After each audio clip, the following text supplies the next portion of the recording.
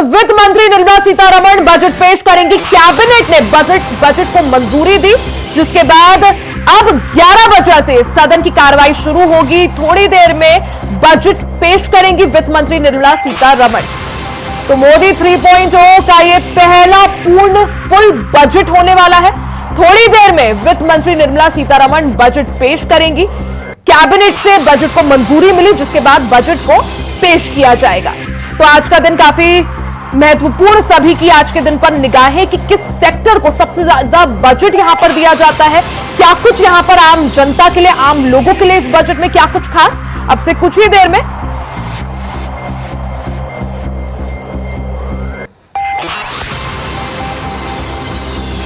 का भ्रमण किया और इस समय वह विशेष बॉक्स में आसीन है।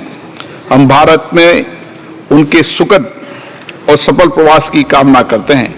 हम अंतर संसदीय संघ के प्रेसिडेंट के रूप में उनकी भूमिका के लिए सफलता की भी कामना करते हैं।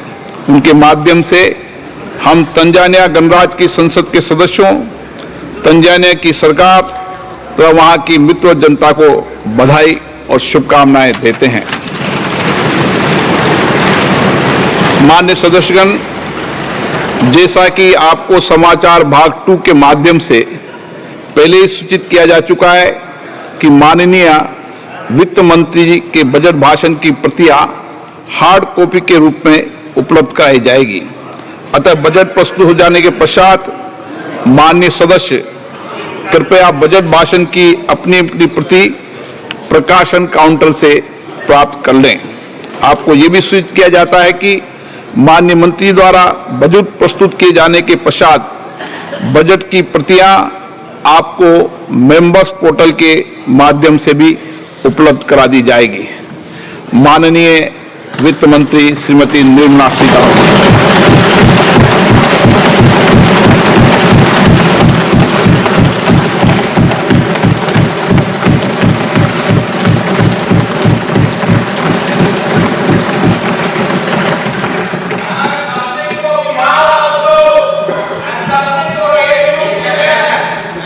Honorable Speaker, I present the budget for 24-25.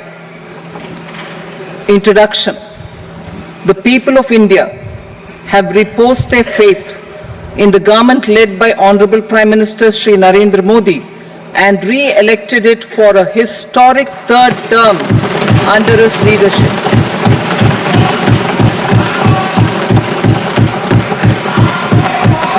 We are grateful for their support, faith, and trust in our policies.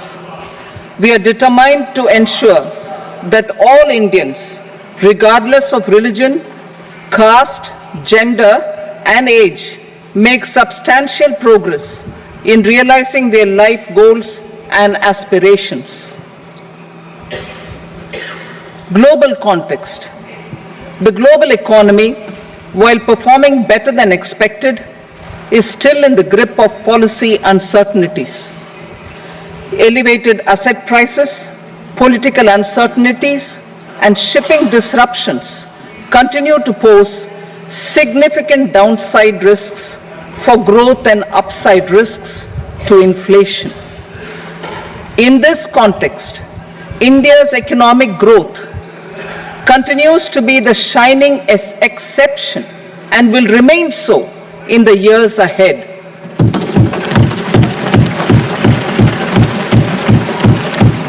India's inflation continues to be low, stable, and moving towards the 4% target. Core inflation, that is non-food and non-fuel, currently is 3.1%. Steps are being taken to ensure supplies of perishable goods reach markets adequately. Interim budget. As mentioned in the interim budget, we need to focus on 4 major castes, namely the Garib, Mahilaye, Yuva, and Annadata, the poor, women, youth, and the farmer.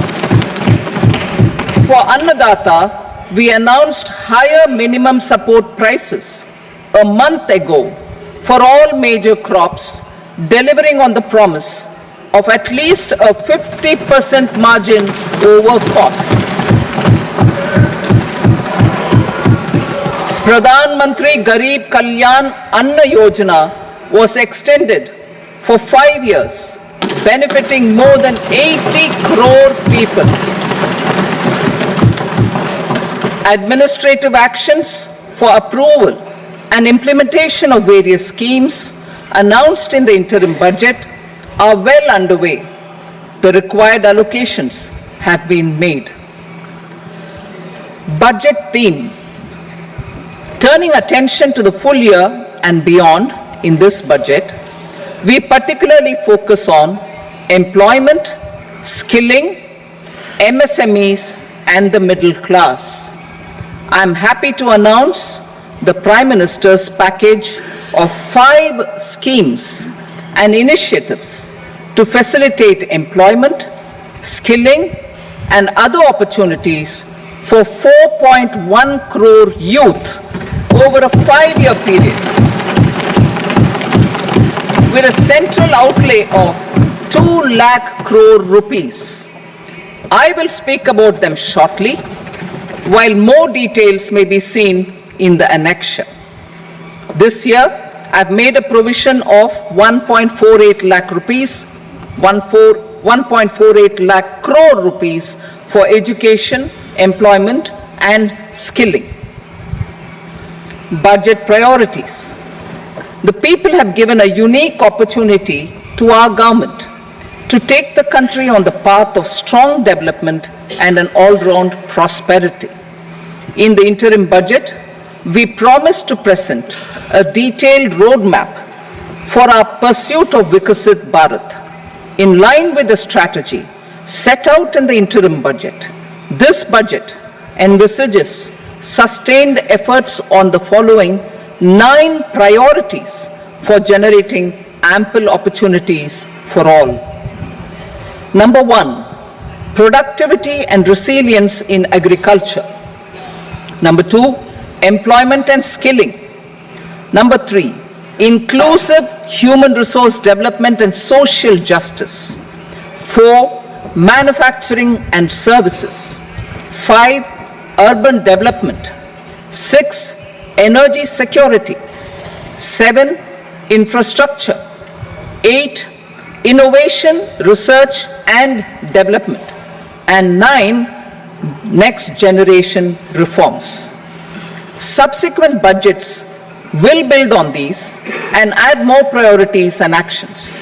A more detailed formulation will be carried out as part of the economic policy framework, about which I will speak later in this speech. This budget details some of the specific actions to be initiated in the current year towards fulfillment of these priorities, with potential for transformative changes. The budget also covers some of the previously made announcements with intent to strengthen them and step up their implementation for expediting our journey towards the goal of Vikasit Bharat. Priority 1, productivity and resilience in agriculture.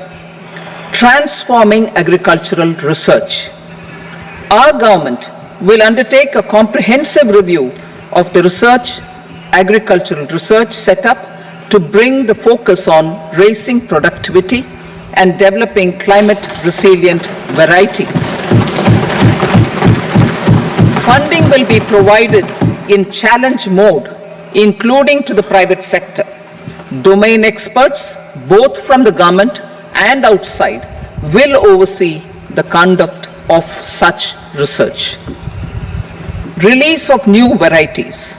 New 109 high-yielding and climate-resilient varieties of 32 field and horticultural crops will be released for cultivation by farmers. Natural farming.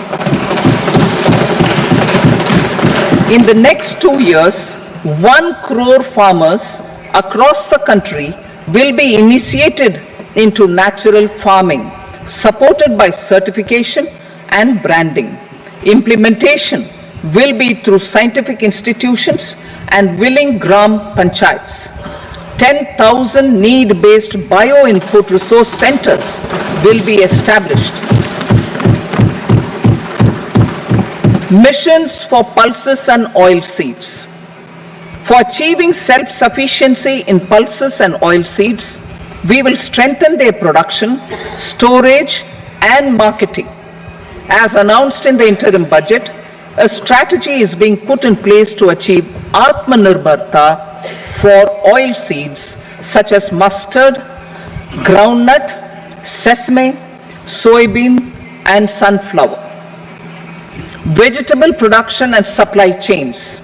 Large-scale clusters for vegetable production will be developed closer to major consumption centers. We will promote farmer-producer organizations, cooperatives, and startups for vegetable supply chains, including for collection and storage and marketing. Digital public infrastructure for agriculture.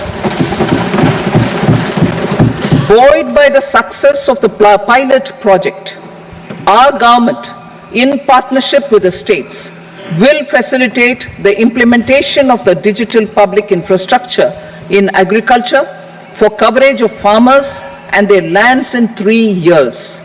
During this year, digital crop survey for Kharif using the DPI will be taken up in 400 districts.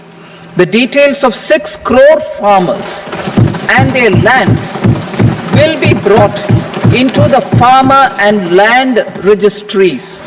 Further, the issuance of Jan Samarth based Kisan credit cards will be enabled in 5 states. Shrimp production and export. Financial support for setting up a network of nucleus breeding centers for shrimp brood stocks will be provided. Financing for shrimp farming, processing, and export will be facilitated through NABARD. National cooperation policy. Our government will bring out a national cooperation policy for systematic, orderly, and all-round development of the cooperative sector, fast-tracking growth of rural economy and generation of employment opportunities on a large scale will be the policy goal. This year, I have made a provision of 1.52 lakh crore rupees for agriculture and allied sectors.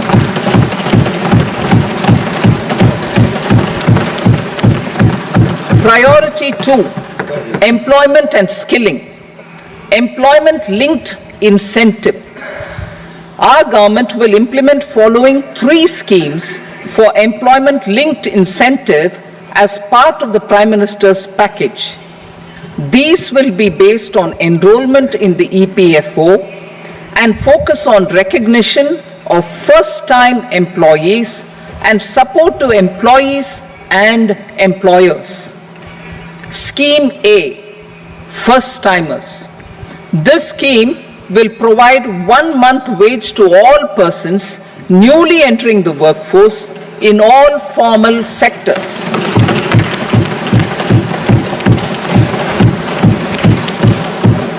Direct benefit transfer of 1 month's salary in 3 installments to first-time employees as registered in the EPFO will be up to 15,000 rupees.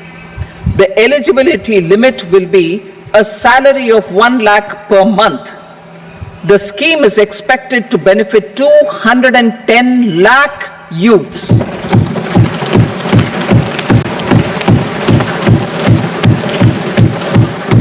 Scheme B, job creation in manufacturing. This scheme will incentivize additional employment in the manufacturing sector linked to the employment of first-time employees.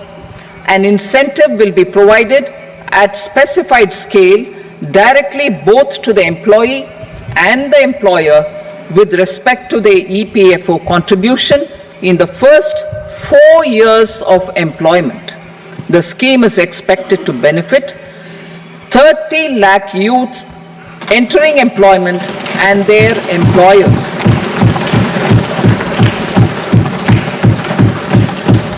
Scheme C, support to employers. This employer-focused scheme will cover additional employment in all sectors. All additional employment within a salary of 1 lakh rupee per month will be counted. The government will reimburse to employers up to 3,000 rupees per month for 2 years towards the EPFO contribution for each additional employee.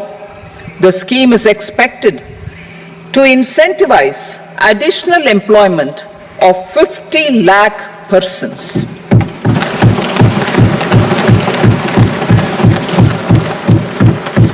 Participation of women in the workforce.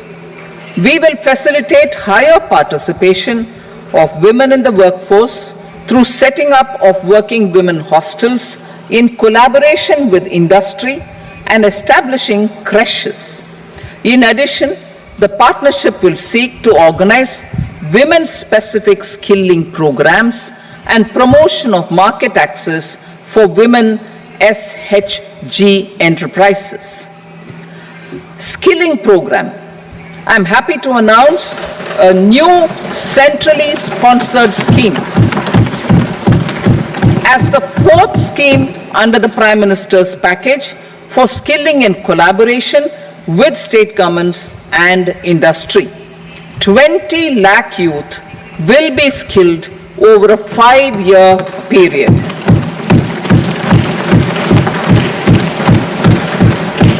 $1,000 industrial training institutes will be upgraded in hub and spoke arrangements with outcome orientation. Course content and design will be aligned to the skill needs of industry, and new courses will be introduced for emerging needs. Skilling loans. The model skill loan scheme will be revised to facilitate loans up to 7.5 lakh rupees with a guarantee from a government-promoted fund. This measure is expected to help 25,000 students every year.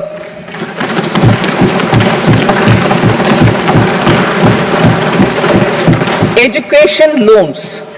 For helping our youth who have not been eligible for any benefit under government schemes and policies, I am happy to announce a financial support for loans up to 10 lakh rupees for higher education in domestic institutions.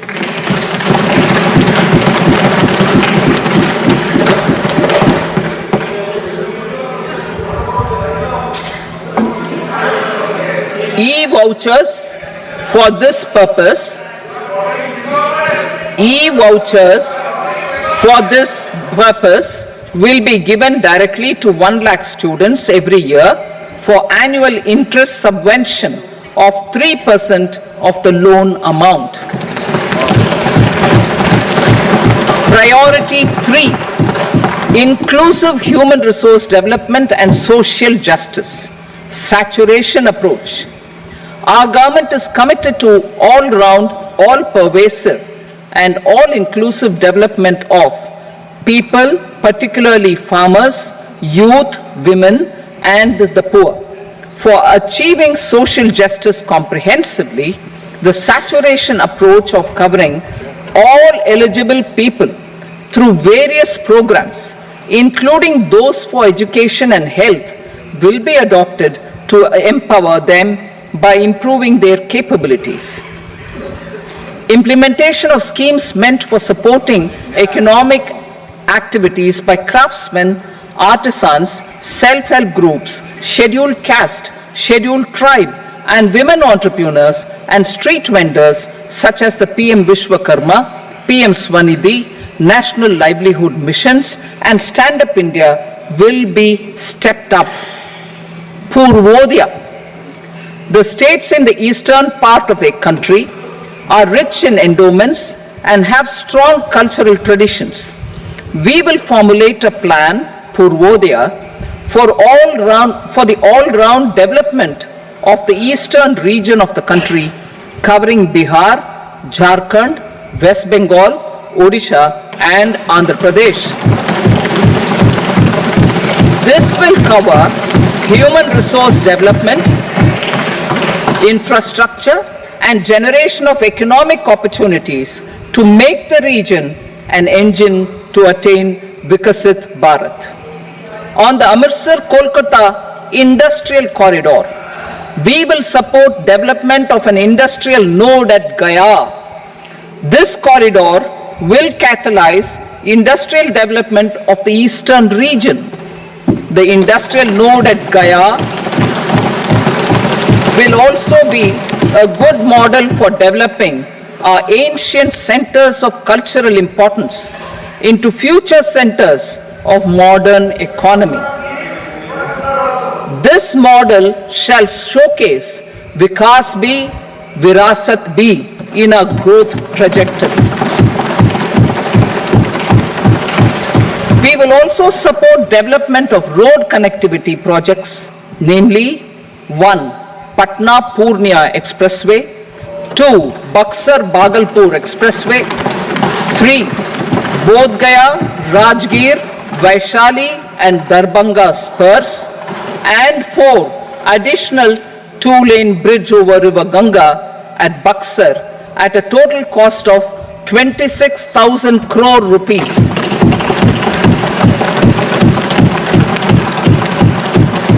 Power projects, including setting up of a new 2,400 megawatt power plant at Pir Painti, will be taken up at a cost of 21,400 crore rupees.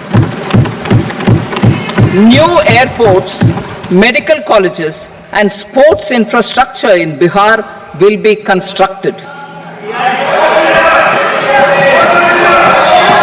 An additional allocation to support capital investments will be provided. The requests of Bihar government for external assistance from multilateral development banks will be expedited.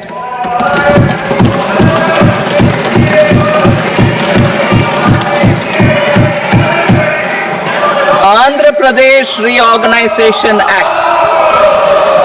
Our government has made concerted efforts to fulfill the commitments in Andhra Pradesh Reorganization Act.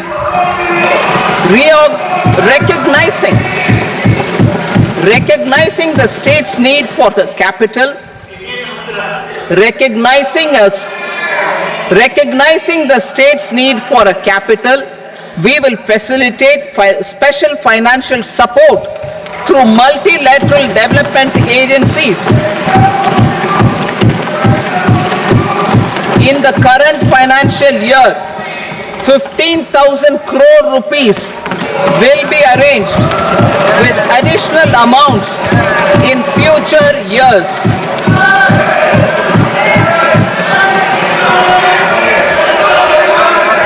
Our government is fully committed to financing and early completion of the Polavaram irrigation project, which is the lifeline for Andhra Pradesh and its farmers.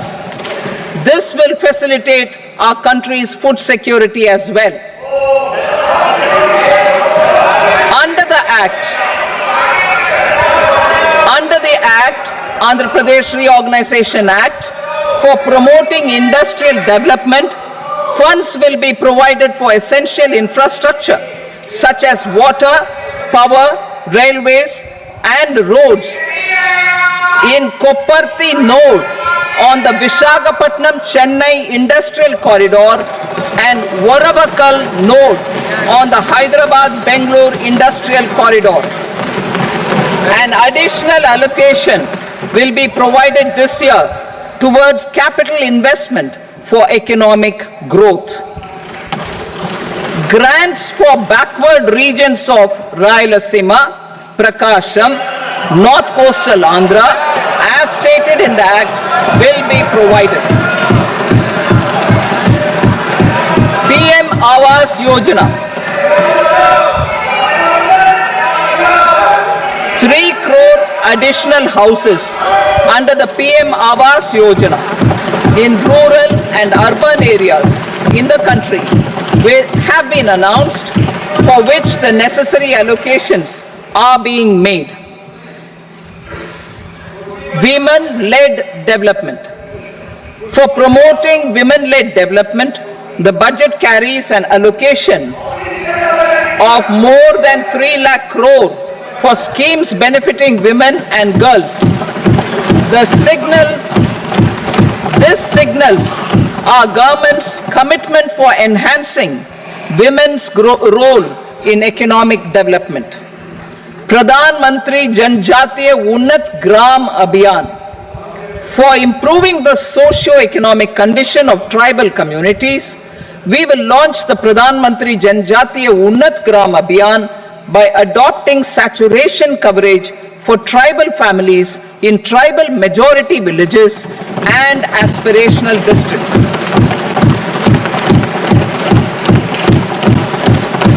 This will cover 63,000 villages, benefiting 5 crore tribal people. Bank branches in northeastern region. More than 100 branches of India Post Payment Bank will be set up in the northeast region to expand the banking services. This year, I have made a provision of 2.66 lakh crore rupees for rural development, including rural infrastructure. Priority 4, manufacturing and services, support for promotion of MSMEs. This budget provides special attention to MSMEs and manufacturing, particularly labor-intensive manufacturing. We have formulated a package covering financing, regulatory changes, and technology support for MSMEs to help them grow and also compete globally, as mentioned in the interim budget. I am happy to announce the following specific measures.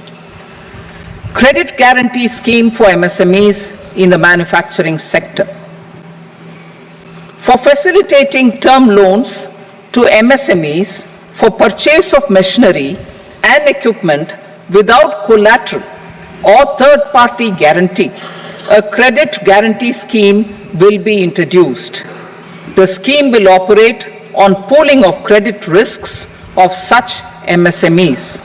A separately constituted self-financing guarantee fund will provide to each applicant guarantee cover up to 100 crore rupees, while the loan amount may be larger. The borrower will have to provide an upfront guarantee fee and an annual guarantee fee on the reducing loan balance. New assessment model for MSME credit.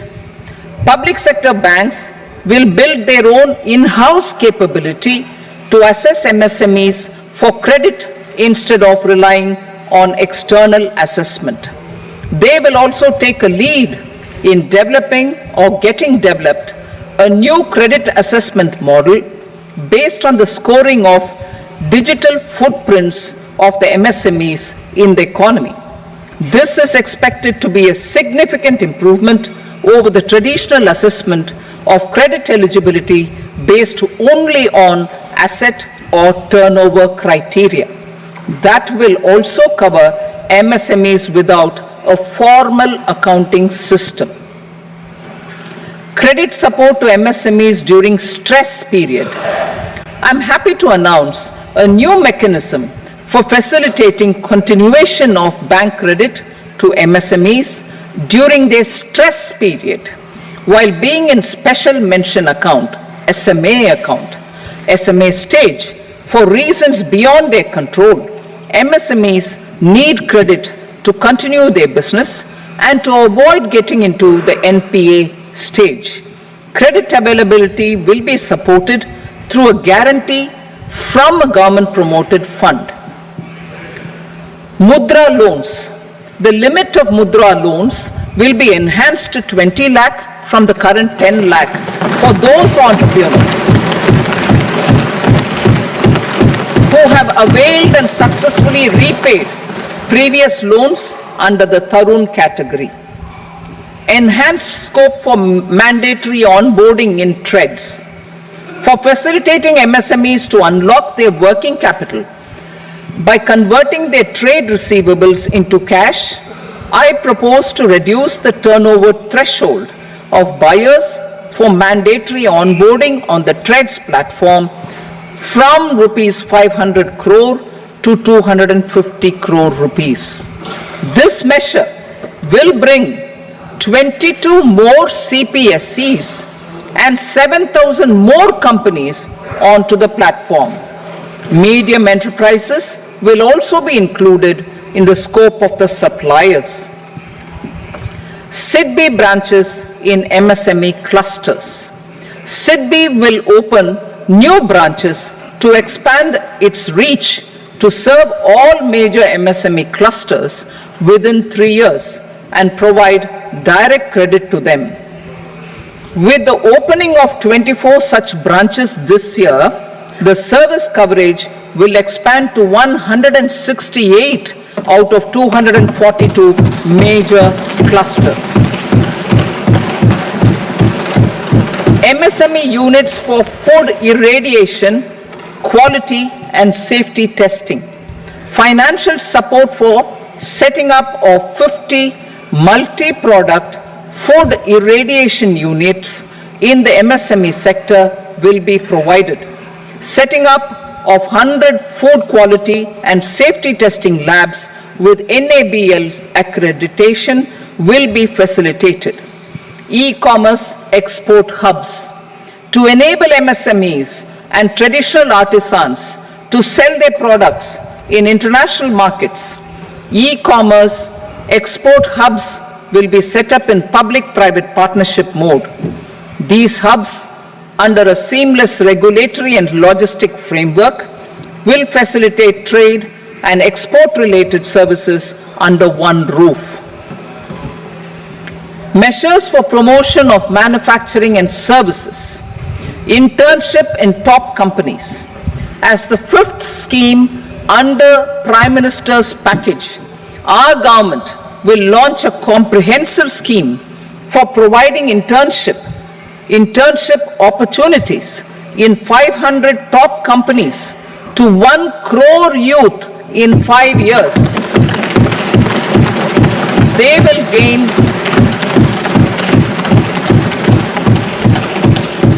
will gain exposure for 12 months to real-life business environment, varied professions, and employment opportunities. An internship allowance of 5,000 per month, 5,000 rupees per month, along with a one-time assistance of 6,000 rupees will be provided. Companies will be expected to bear the training cost and 10% of their internship cost from their CSR funds. Industrial parks. Our government will facilitate development of investment-ready, plug-and-play industrial parks with complete infrastructure in or near 100 cities in partnership with the states and private sector by better using town planning schemes. 12 industrial parks under the National Industrial Corridor Development Program also will be sanctioned.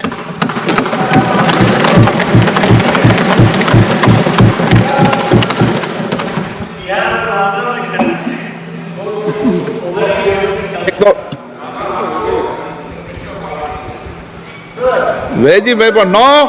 Please, बैठिए.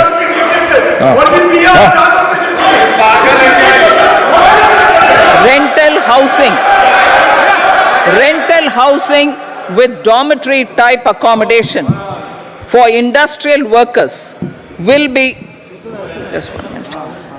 Rental housing, I repeat, rental housing with dormitory type accommodation for industrial workers will be facilitated in PPP mode with VGF support and commitment from anchor industries. Shipping industry, ownership, leasing and flagging reforms will be implemented to improve the share of Indian shipping industry and generate more employment. Critical mineral mission. We will set up a critical mineral mission for domestic production, recycling of critical minerals and overseas acquisition of critical mineral assets. Its mandate will include technology development, skilled workforce, extended producer responsibility framework and a suitable financing mechanism. Offshore mining of minerals. Our government will launch the auction of the first tranche of offshore blocks for mining, building on the exploration already carried out. Digital public infrastructure applications. Turning to the services sector, I propose development of DPI applications at population scale for productivity gains, business opportunities, and innovation by the private sector. These are planned in the areas of credit, e-commerce, education, health, law and justice, logistics, MSME service delivery, and urban governance. Integrated technology platform for IBC ecosystem. An integrated technology platform will be set up for improving the outcomes under the Insolvency Bankruptcy Code for achieving consistency, transparency, timely processing, and better oversight for all stakeholders. Voluntary closure of LLPs. The services of the Center for Processing Accelerated Corporate Exit, CPACE, will be extended for voluntary closure of LLPs to reduce the closure times. National Company Law Tribunals. The IBC has resolved more than 1,000 companies, resulting in direct recovery of 3.3 lakh crore to creditors. 3.3 lakh crore rupees to creditors. In addition, 28,000 cases involving over 10 lakh crore rupees have been disposed of even prior to admission. Appropriate changes to the IBC, reforms and strengthening of the tribunal and appellate tribunals will be initiated to speed up insolvency resolution. Additional tribunals will be established. Out of those, some will be notified to decide cases exclusively under the Companies Act. Debt recovery. Steps for reforming and strengthening debt recovery tribunals will be taken. Additional tribunals will be established to speed up recovery. Priority 5, urban development. Cities as growth hubs. Working with states, our government will facilitate development of cities as growth hubs. This will be achieved through economic and transit planning and orderly development of peri-urban areas utilizing town planning schemes. Creative redevelopment of cities. For creative brownfield redevelopment of existing cities with a transformative impact, our government will formulate a framework for enabling policies, market-based mechanisms, and regulation. Transit-oriented development. Transit-oriented development plans for 14 large cities with a population above 30 lakh will be formulated, along with an implementation and financing strategy. Urban housing. Under the PM Awas Yojana, Urban 2.0, housing needs of 1 crore urban poor and middle class families will be addressed with an investment of 10 lakh crore rupees. This will include the central assistance of 2.2 lakh crore rupees in the next 5 years. A provision of interest subsidy to facilitate loans at affordable rates is also envisaged. In addition, enabling policies and regulations for efficient and transparent rental housing Transparent rental housing markets with enhanced availability will also be put in place. Water supply and sanitation. In partnership with state governments and multilateral development banks, we will promote water supply, sewage treatments, and solid waste management projects and services for 100 large cities through bankable projects. These projects will also envisage use of treated water for irrigation and filling up of tanks in nearby areas. Street markets.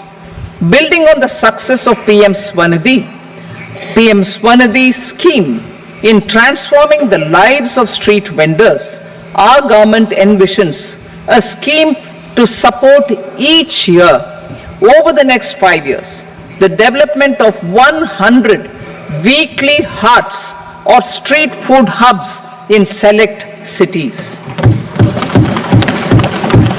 Stamp duty. We will encourage states which continue to charge high stamp duty to moderate the rates for all and also consider further lowering duties for properties purchased by women. This reform will be made an essential component of urban development schemes.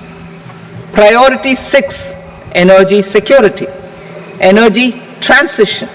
In the interim budget, I had announced our strategy to sustain high and more resource efficient economic growth, along with the energy security in terms of availability, accessibility, and affordability. We will bring out a policy document on appropriate energy transition pathways that balances the imperatives of employment, growth, and environmental sustainability. PM Surya Ghar Muft Bijli Yojana. PM Surya Ghar Muft Bijli Yojana. In line with the announcement in the interim budget,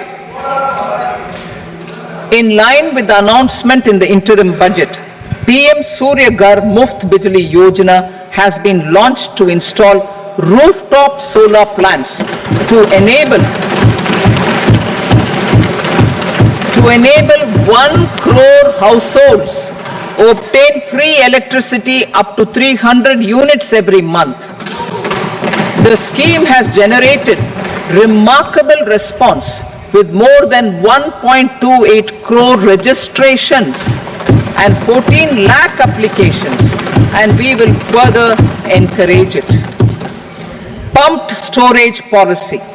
A policy for promoting pumped storage projects will be brought out for electricity storage and facilitating smooth integration of the growing share of renewable energy with its variable and intermittent nature in the overall energy mix. Research and development of small and modular nuclear reactors. Nuclear energy is expected to form a very significant part of the energy mix for Viksit Bharat. Towards that pursuit, our government will partner with the private sector for 1. Setting up Bharat Small Reactors. 2. Research and development of Bharat Small Modular Reactor. And 3. Research and development of newer technologies for nuclear energy. The R&D funding announced in the interim budget will be made available for this sector also.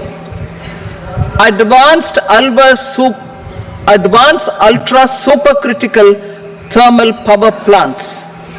The development of indigenous technology for advanced ultra supercritical thermal power plants with much higher efficiency has been completed.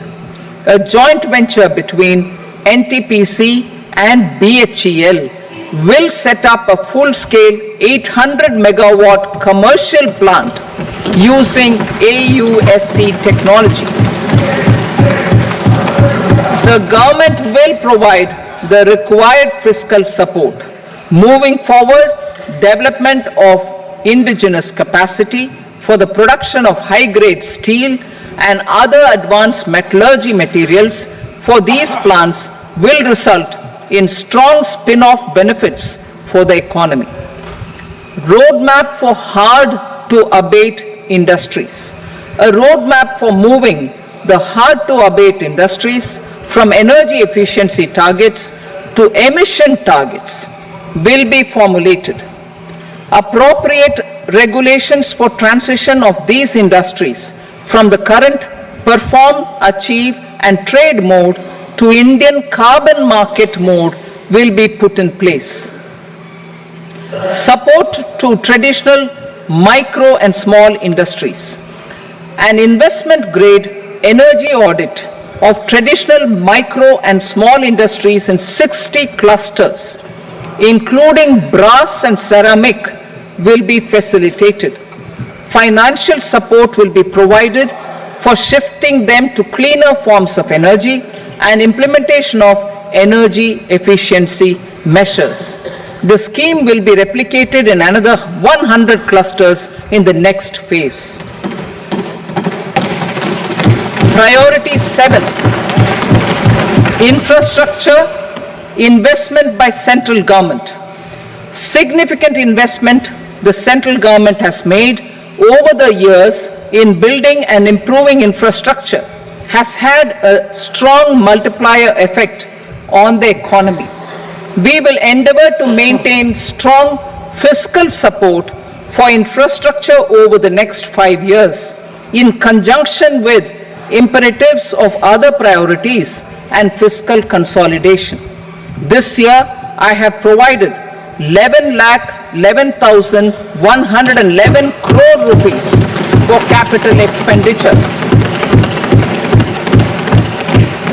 This would be 3.4% of our GDP. Infrastructure investment by state governments. We will encourage states to provide support of similar scale for infrastructure, subject to their development priorities. A provision of 1.5 lakh crore rupees for long-term interest-free loans have been made this year also to support the states in their resource allocation. Private investment in infrastructure. Investment in infrastructure by private sector will be promoted through viability gap funding and enabling policies and regulations. A market-based financing framework will be brought out. Pradhan Mantri Gram Sadak Yojana, Phase 4 of the PMGSY will be launched to provide all-weather connectivity to 25,000 rural habitations, which have become eligible in view of their population increase. Irrigation and flood mitigation. Bihar has frequently suffered from floods, many of them originating outside the country. Plans to build flood control structures in Nepal are yet to progress. Our government, through the Accelerated Irrigation Benefit Program and other sources, will provide financial support for projects with estimated cost of 11,500 crore rupees,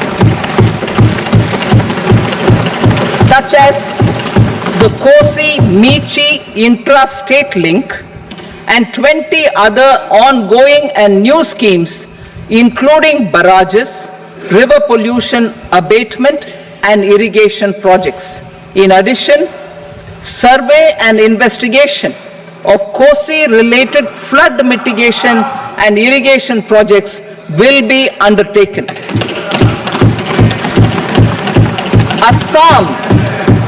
Assam grapples with floods every year by the Brahmaputra River and its tributaries originating outside India. We will provide assistance to Assam for flood management and related projects.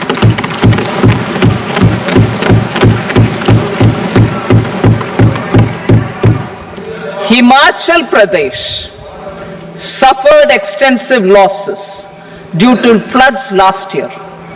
our government will provide assistance to the state for reconstruction and rehabilitation through multilateral development assistance.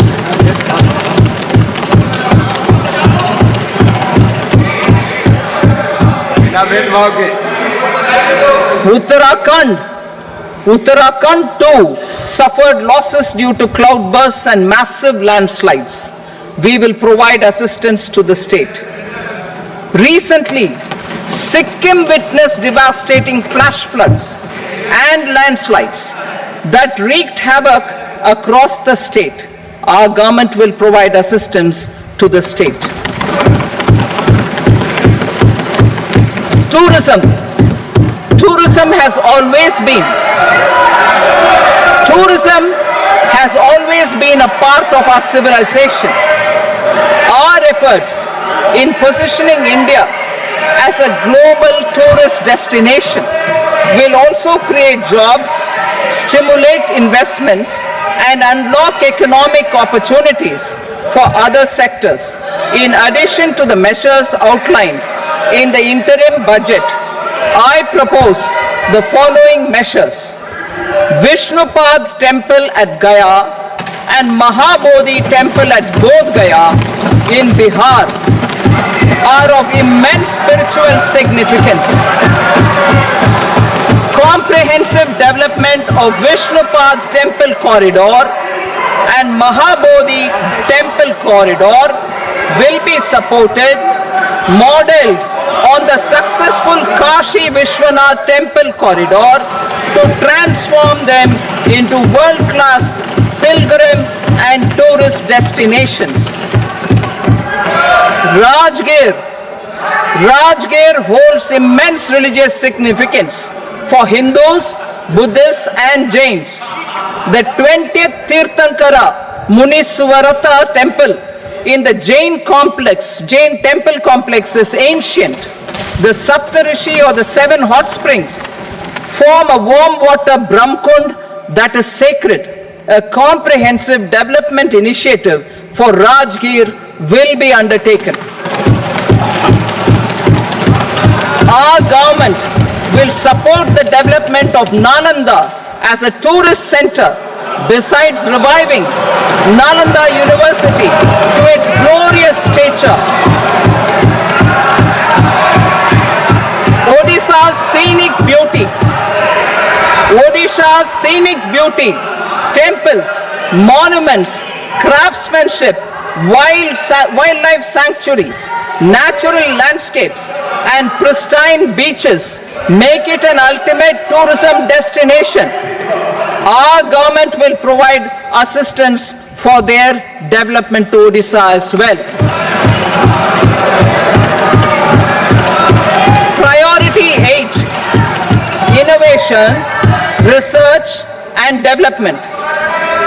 We will operationalize the Anusandhan National Research Fund for basic research and prototype development. Further, we will set up a mechanism for spurring private sector driven research and innovation at commercial scale with a financing pool of 1 lakh crore rupees in line with the announcement in the interim budget. Space economy. With our continued emphasis on expanding the space economy by 5 times in the next 10 years, a venture capital fund of 1,000 crore rupees will. Priority 9, next generation reforms. Economic policy framework. We will formulate an economic policy framework to delineate the overarching approach to economic development and set the scope of the next generation of reforms for facilitating employment opportunities and sustaining high growth. Our government will initiate and incentivize reforms for 1. Improving productivity of factors of production, and 2. Facilitating markets and sectors to become more efficient. These reforms will cover all factors of production, namely land, labor, capital, and entrepreneurship, and technology as an enabler of improving total factor productivity and bridging inequality. Effective implementation of several of these reforms requires collaboration between the center and the states and building consensus as development of the country lies in development of the states. For promoting competitive federalism and incentivizing states for faster implementation of reforms, I propose to earmark a significant part of the 50-year interest-free loan. Working with the states, we will initiate the following reforms.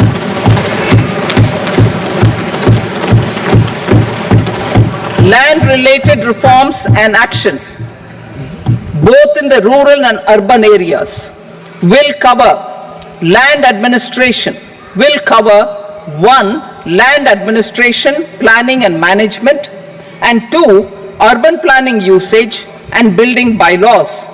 These will be incentivized for completion within the next 3 years through appropriate fiscal support.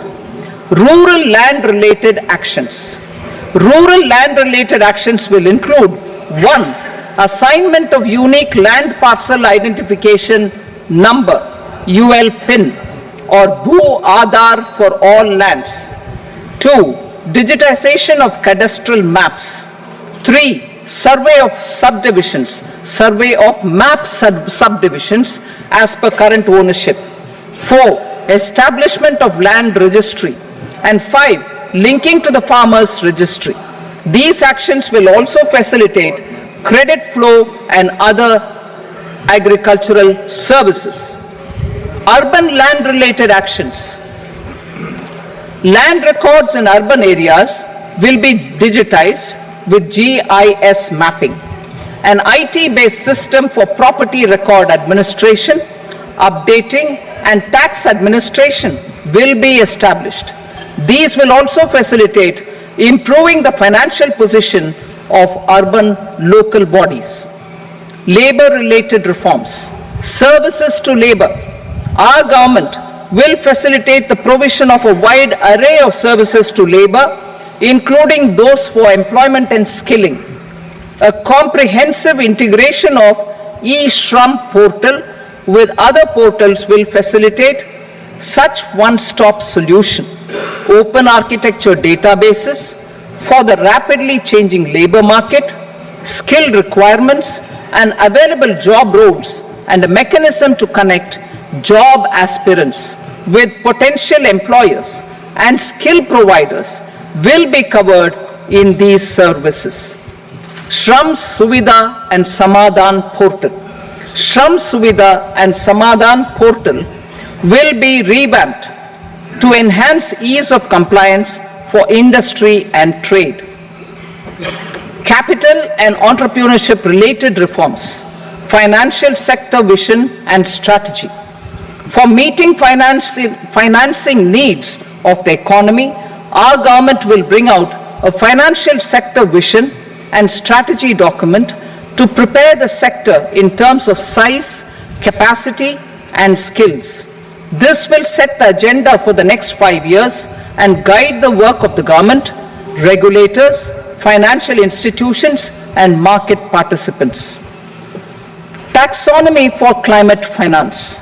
We will develop taxonomy for climate finance for enhancing the availability of capital for climate adaptation and mitigation. This will support achievement of the country's climate commitments and green transition. Variable capital company structure. We will seek the required legislative approval for providing an efficient and flexible mode for financing leasing of aircrafts and ships and pooled funds of private equity through a variable company structure. Foreign direct investments and overseas investment. The rules and regulations for foreign direct investment and overseas investments will be simplified to 1. Facilitate foreign direct investments, 2. Nudge prioritization, and 3. Promote opportunities for using Indian rupee as a currency for overseas investment. NPS Vatsalya. NPS Vatsalya, a plan for contribution by parents and guardians for minors will be started. On attaining the age of majority, the plan can be converted seamlessly into a normal NPS account. Use of technology. We have successfully used technology for improving productivity and bridging inequality in our economy during the past 10 years. Public investment in digital infrastructure and innovations by the private sector have helped in improving access of all citizens, particularly the common people, to market resources, education, health and services. We will step up adoption of technology towards digitalization of the economy. Ease of doing business. For enhancing ease of doing business, we are already working on the Jan Vishwas Bill 2.0. Further, states will be incentivized for implementation of the business reforms, action plans and digitalization. Data and statistics. For improving data governance, collection, processing and management of data and statistics, different sectoral databases, including those established under the Digital India Mission, will be utilized with active use of technology tools. New pension scheme. The committee to review the NPS has made considerable progress in its work. I am happy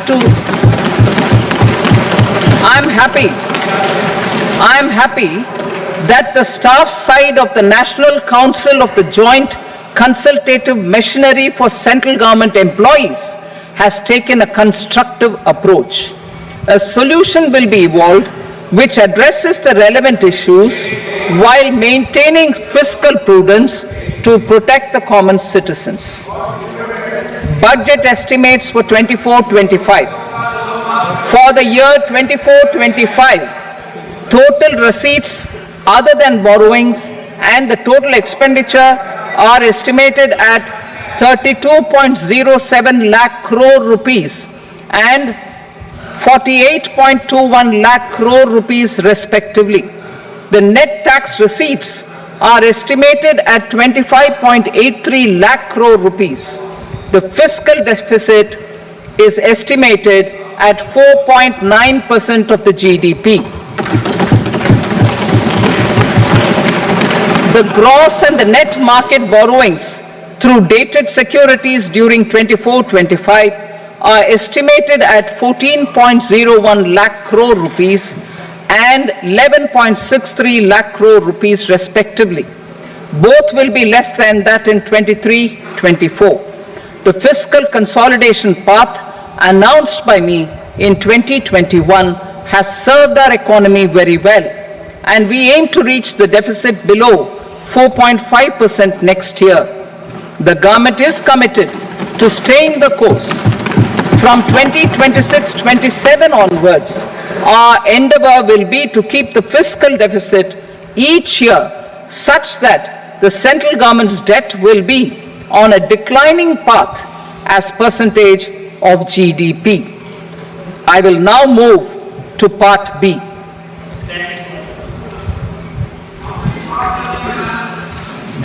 Indirect taxes. Sir, I start with GST.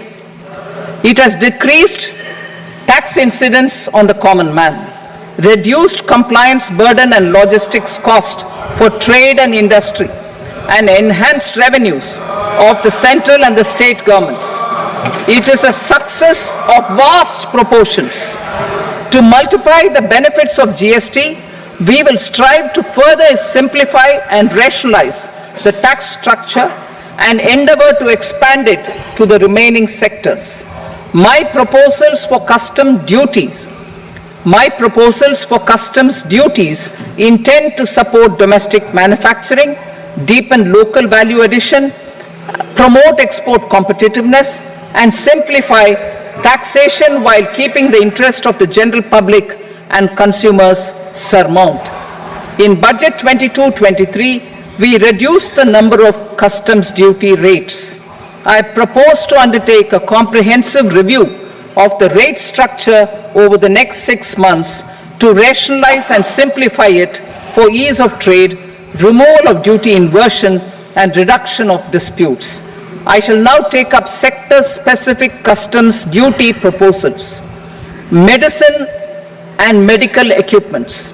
To provide relief to cancer patients, I propose to fully exempt 3 more medicines from customs duties.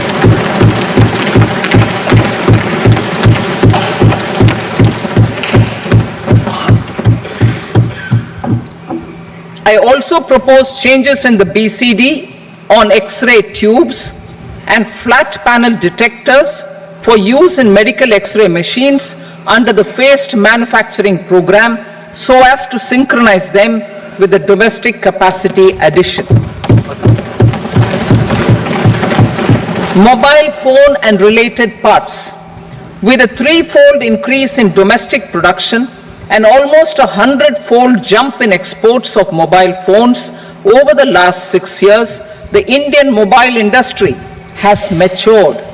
In the interest of consumers, I now propose to reduce the BCD on mobile phone, mobile PCBA, and mobile charger to 15%.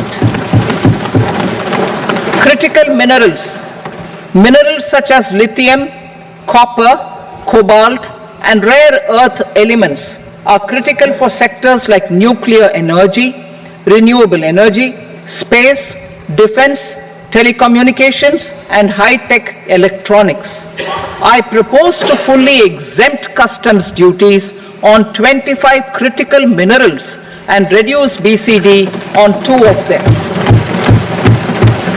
This will provide a major fillip to the processing and refining of such minerals and help secure their availability for these strategic and important sectors. Solar energy. Energy transition is critical in the fight against climate change. To support energy transition, I propose to expand the list of exempted capital goods for use in the manufacture of solar cells and panels in the country. Further, in view of sufficient domestic manufacturing capacity of solar gas, glass, and tinned copper interconnect, I propose not to extend the exemption of custom duties provided to them. Marine products. India's seafood exports in the last financial year touched an all-time high of more than 60,000 crores of rupees. Frozen shrimp accounted for about 2/3 of these exports. To enhance their competitiveness, I propose to reduce BCD on certain broodstock, polychaete worms, shrimp, and fish feed to 5%. I also propose to exempt customs duty on various inputs for manufacture of shrimp and fish feed. Leather and textile. Similarly, to enhance the competitiveness of exports in the leather and textile sectors, I propose to reduce BCD on real down-filling material from duck or goose. I am also making additions to the list of exempted goods for manufacture of leather and textile garments, footwear, and other leather articles for export.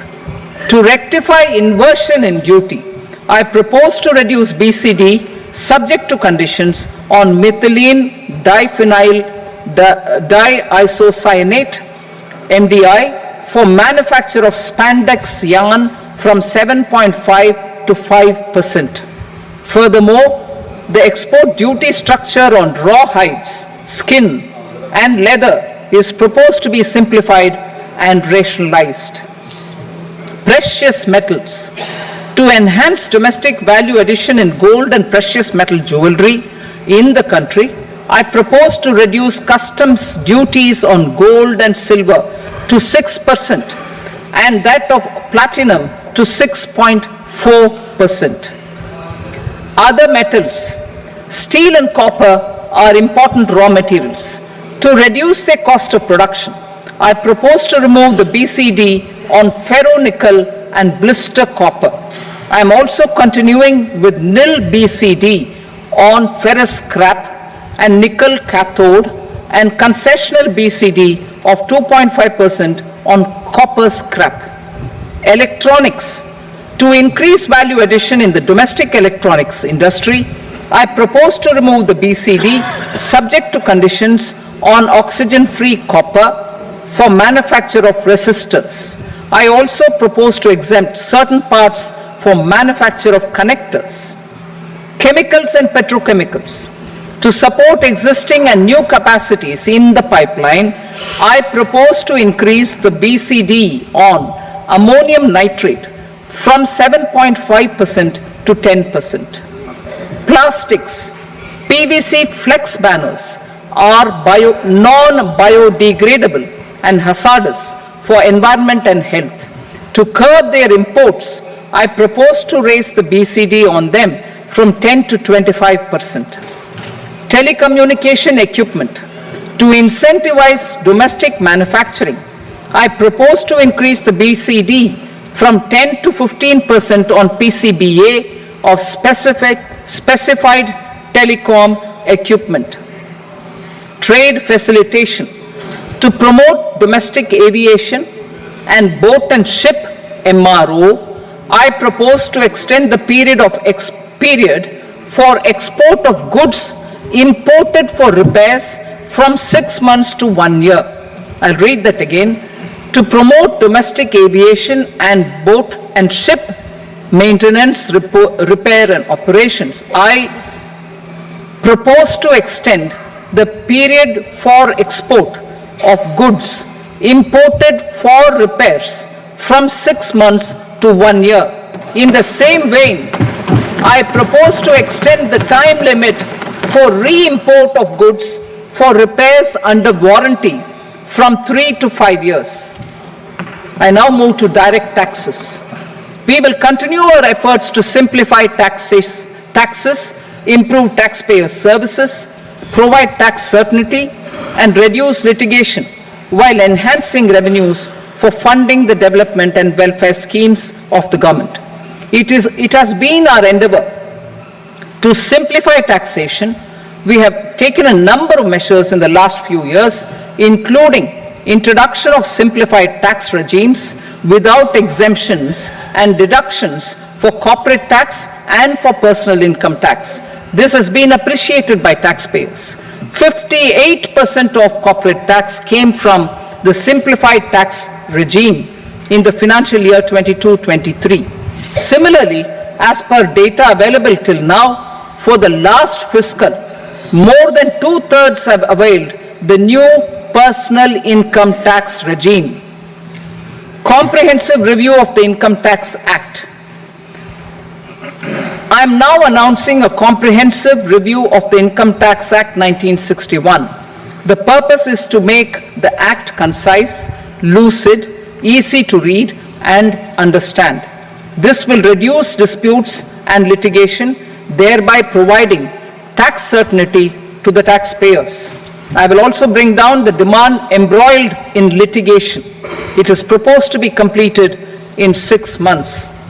A beginning is being made in the finance bill by simplifying the tax regime for charities, tedious rate structures, provisions of reassessment and such provisions, and capital gains taxation. Simplification for charities and tedious. Two tax exemption regimes. The two tax exemption regimes for charities are proposed to be merged into one. The 5% tedious rate on many payments is being merged into the 2% tedious rate, and the 20% tedious rate on repurchase of units by mutual funds or UTI is being withdrawn. Tedious rate on e-commerce operators is proposed to be reduced from 1 to 0.1%. Moreover, credit of TCS is proposed to be given in the TDS to be deducted on salary. Further, I propose to decriminalize delay for payment of TDS up to the due date of filing statement for the same. I also plan to provide a standard operating procedure for tedious defaults and simplify and rationalize the compounding guidelines for such defaults. Simplification of reassessment. I propose to thoroughly simplify the provisions for reopening and reassessment. An assessment hereinafter can be reopened beyond 3 years from the end of the assessment year only if the escaped income is 50 lakh rupees or more, up to a maximum period of 5 years from the end of the assessment year. Even in such cases, a time limit of 6 years before the year of the search, as against the existing time limit of 10 years, is being proposed. This will reduce tax uncertainty and disputes. Simplification and rationalization of capital gains. Capital gains taxation is also proposed to be hugely simplified. Short-term gains on certain financial assets shall henceforth attract a tax rate of 20%, while that on all other financial assets and all non-financial assets shall continue to attract the applicable tax rate.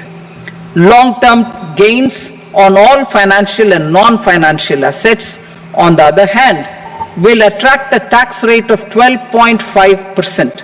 For the benefit of the lower and the middle income classes, I propose to increase the limit of exemption of capital gains on certain financial assets to 1.25 lakh rupees per year.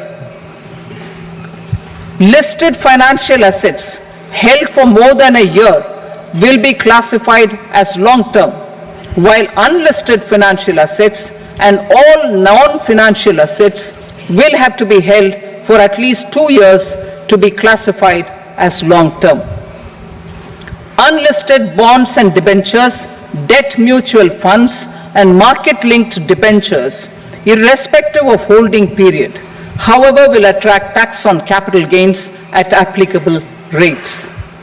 Taxpayer services. All the major taxpayer services under GST and most services under customs and income tax have been digitalized. All remaining services of customs and income tax, including rectification and order giving effect to appellate orders, shall be digitalized and made paperless over the next 2 years. Litigation and appeals. While our concerted efforts to reduce pendency of appeals at various appellate fora are beginning to show good results, it will continue to engage our highest attention. To dispose of the backlog of first appeals, I plan to deploy more officers to hear and decide such appeals, especially those with large tax effect. For resolution of certain income tax disputes pending in appeal, I am also proposing Vivad Se Vishwas Scheme 2024. Further, I propose to increase monetary limits for filing appeals related to direct taxes, excise, and service tax in the tax tribunals, high courts, and Supreme Court to 60 lakh rupees, 2 crore rupees, and 5 crore respectively, with a view to reduce litigation and provide certainty in international taxation. We will expand the scope of safe harbor rules and make them more attractive. We will also streamline the transfer pricing assessment procedure. Employment and investment. I have a few proposals to promote investment and foster employment. First of all, to bolster the Indian startup ecosystem, boost the entrepreneurial spirit, and to support innovation,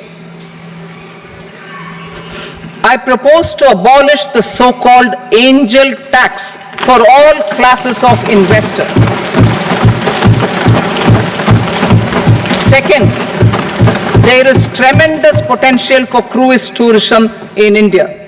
To give a fillip to this employment-generating industry, I am proposing a simpler tax regime for foreign shipping companies operating domestic cruises in the country. Third, India is a world leader in the diamond cutting and polishing industry, which employs a large number of skilled workers. To further promote the development of this sector, we would provide for safe harbor rates for foreign mining companies selling raw diamonds in the country. Fourth, to attract foreign capital for our development needs, I propose to reduce the corporate tax rate on foreign companies from 40 to 35%. Deepening the tax base. I have a couple of proposals for deepening the tax base. First, security transaction tax on futures and options of securities is proposed to be increased to 0.02% and 0.1% respectively. Second, for reasons of equity, I propose to tax income received on buyback of shares in the hands of recipients.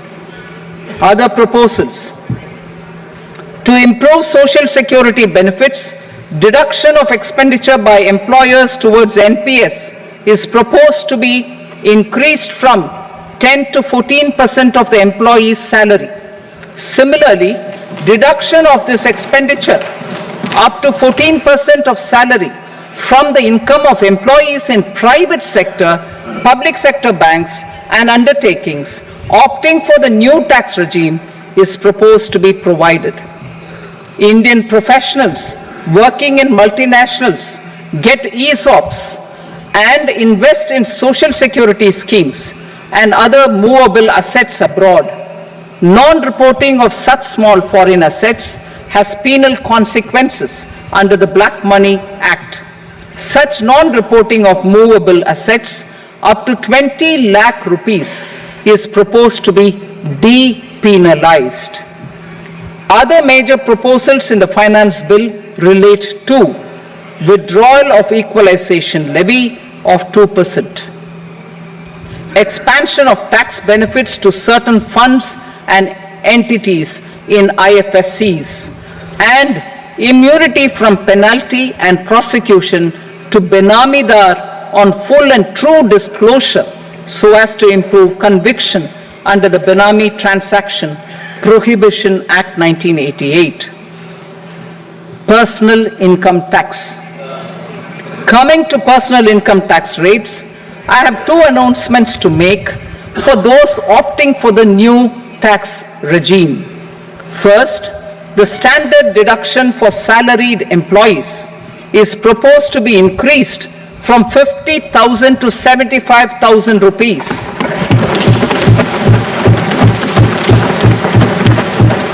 Similarly, deduction on family pension for pensioners is proposed to be enhanced from 15,000 to 25,000 rupees. This will provide relief to about 4 crore salaried individuals and pensioners.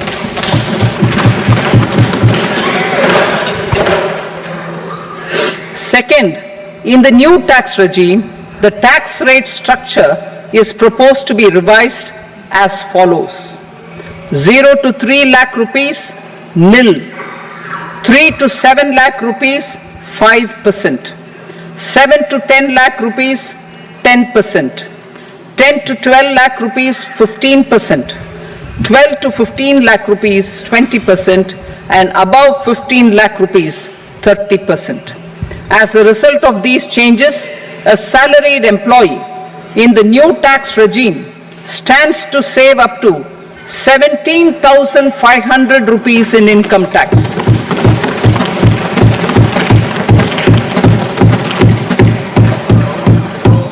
Apart from these, I am also making some other changes as given in the annexure. As a result of these proposals, revenue of about 37,000 crore, that is 29,000 crore in direct taxes and 8,000 crore in indirect taxes will be foregone, while revenue of about 30,000 crore rupees will be additionally mobilized. Thus, the total revenue foregone is about 7,000 crores annually. Mr. Speaker, sir, with this, I commend the budget to this august House. Jai Hind.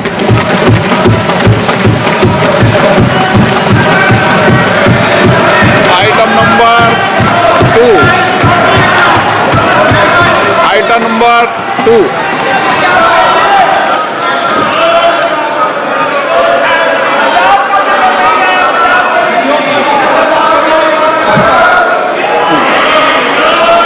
Sir, with your permission, I rise to lay on the table the following statements under Section 3 of the Fiscal Responsibility and Budget Management, FRBM Act 2003, Medium-Term Fiscal Policy cum Fiscal Policy Strategy Statement and Macroeconomic Framework Statement.